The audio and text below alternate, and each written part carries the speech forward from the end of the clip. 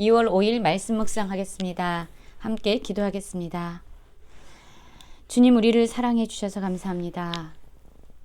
그러나 우리가 원하는 때에 우리가 원하는 방식으로 일하지 아니하시고 우리에게 가장 선한 것을 주시기 위해서 하나님의 가장 좋은 시간에 가장 좋은 방법으로 일하여 주셔서 감사합니다. 우리가 어떤 상황에서도 주님을 끝까지 신뢰할 수 있는 믿음을 갖게 하여 주시옵소서. 예수님 이름으로 기도했습니다. 아멘. 오늘의 말씀은 요한복음 11장 1절부터 16절까지의 말씀입니다. 말씀을 함께 살펴보시기 전에 개인적으로 말씀을 꼭 읽으시고 묵상하는 시간 가지시기 바랍니다. 11장 1절입니다. 어떤 병자가 있으니 이는 마리아와 그 자매 마르다의 마을 베다니에 사는 나사로라.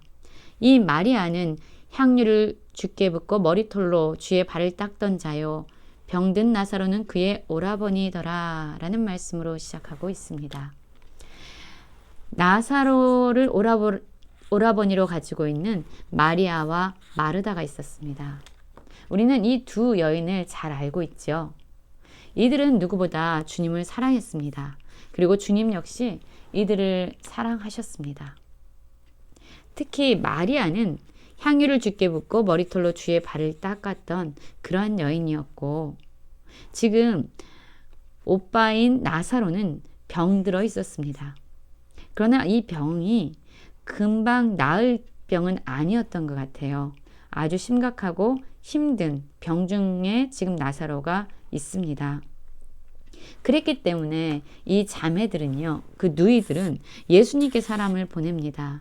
예수님이라면 병든 우리 나사로 오라버니를 고쳐줄 수 있을 것이다 라는 믿음으로 예수님께 사람을 보냈습니다. 그래서 예수님께 이렇게 말을 하죠. 주여 보시옵소서, 사랑하시는 자가 병들었나이다 라고, 될 수 있으면 빨리 주님이 오셔서 병든 우리 오라버니 나사로를 고쳐주십시오 라고 부탁하고 있는 것입니다. 특별히 이 누이들은요, 주님께서 이 오라버니 나사로를 얼마나 사랑하는지를 알고 있었어요. 사랑하는 자가 병들었나이다 라고 말하고 있잖아요. 주님이 이 나사로를 많이 사랑하셨습니다. 그랬기 때문에 이 누이들은 당연히 그렇게 생각하겠죠. 주님이 우리 병든 나사로 오라버니를 너무나도 사랑하신다. 그가 지금 심각한 병에 걸려서 위중한 상태라는 것을 안다면 주님께서 이 사실을 알고 빠르게 오셔서 우리 오라버니를 고쳐주실 것이다 라는 믿음으로 사람을 보냈던 겁니다. 그런데 이들의 요청을 듣고 이들의 상황에 대한 설명을 다 들으셨음에도 불구하고 예수님의 반응은 그들의 생각과 기대와는 전혀 다른 것이었습니다. 4절입니다.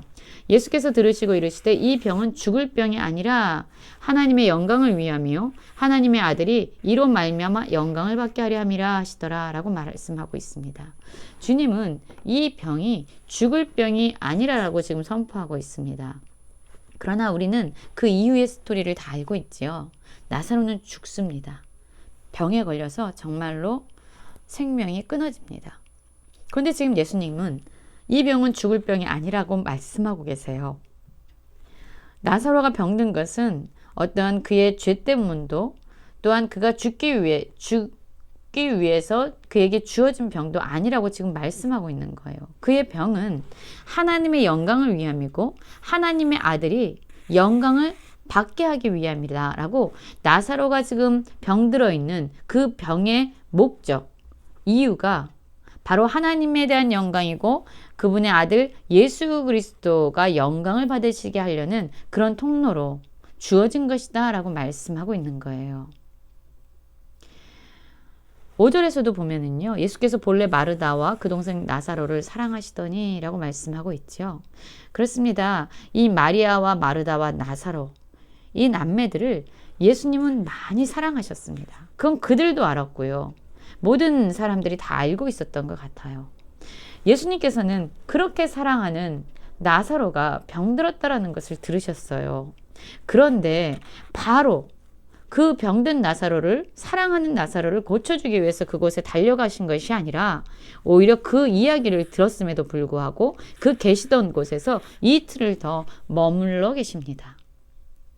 그렇습니다. 주님은요, 우리가 생각하는 방식대로 우리가 기대하는 시간에 그렇게 움직이시지 않을 때가 많습니다.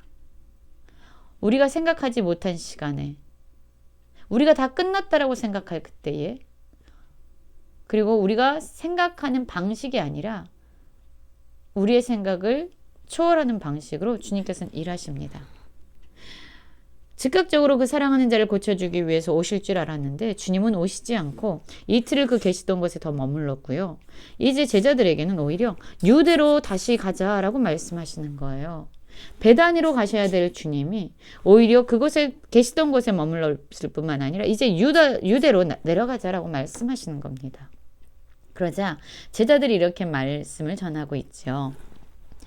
랍비여, 방금도 유대인들이 돌로 치려 하였는데 또 그리로 가시나이까. 그렇습니다. 이 유대인들은요, 예수님이 말씀하시는 말씀, 예수님이 일으키시는 모든 기적과 표적들을 눈으로 보고 귀로 들음에도 불구하고 예수님을 믿지 아니하고 적대시하면서 예수님을 죽이려는 음모를 꾸미는 자들입니다. 그러나 예수님은 또다시 이들에게 나아가서 하나님의 말씀을 전하시고 또한 하나님께서 뜻하시는 것을 그들에게 보여주시는 것을 두려워하지 않고 있습니다.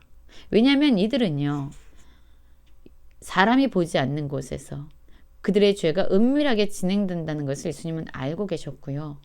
예수님이 죽으시는 시점, 예수님이 잡혀가는 시점은 유대인들, 예수님을 적대시하는 그들의 손에 달린 것이 아니라 그때는 바로 하나님이 허락하셔야만 이루어진다는 것을 주님은 알고 계셨어요.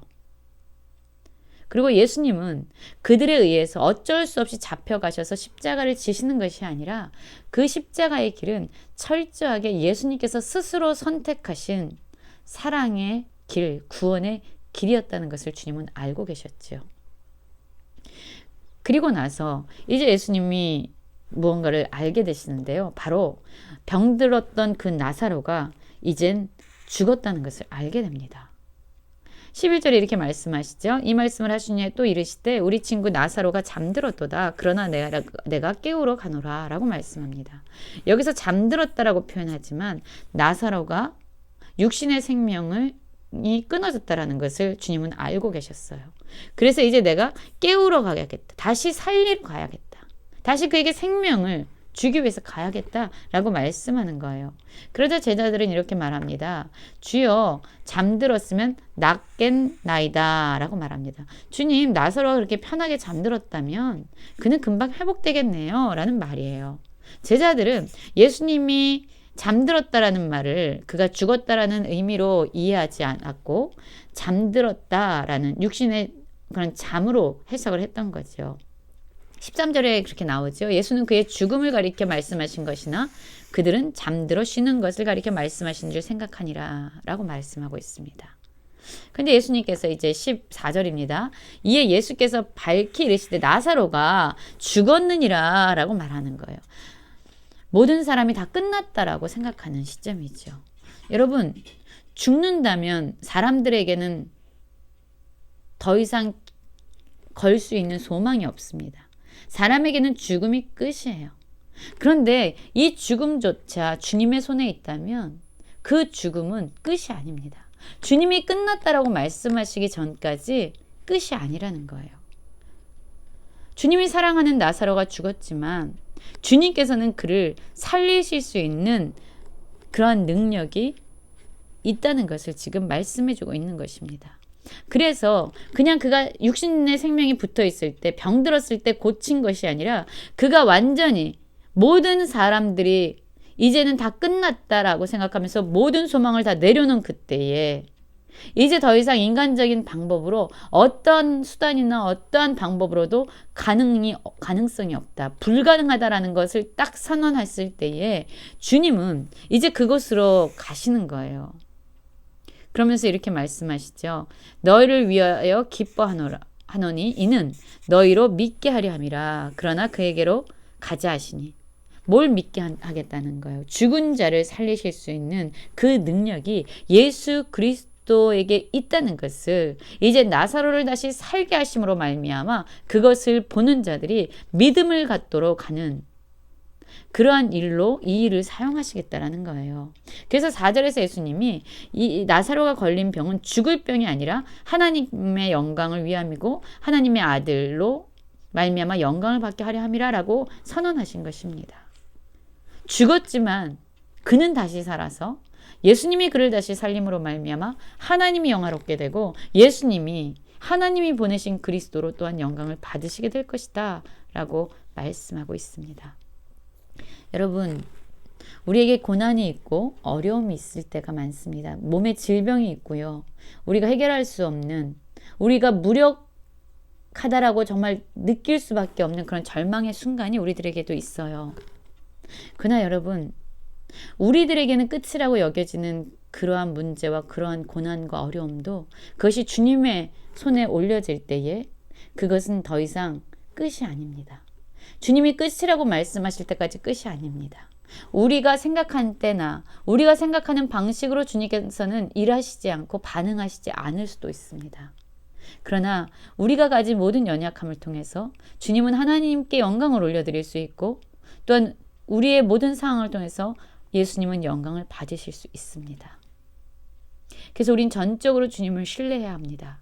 주님은 우리를 사랑하시기 때문에 우리에게 가장 좋은 것을 주시는 선하신 분이라는 것을 믿고 우리의 눈으로 볼 때에 그것이 끝난 것 같은 상황일지라도 주님께서 끝났다라고 말씀하지 아니하시면 주님 안에서 여전히 소망을 가지고 살아가는 모든 성도님들 되시길 간절히 기도합니다.